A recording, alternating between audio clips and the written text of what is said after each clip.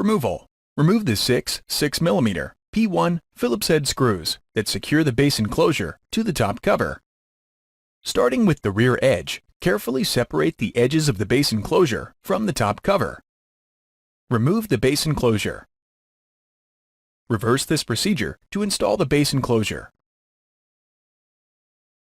Thanks for watching. Please click subscribe for more videos and weekly updates.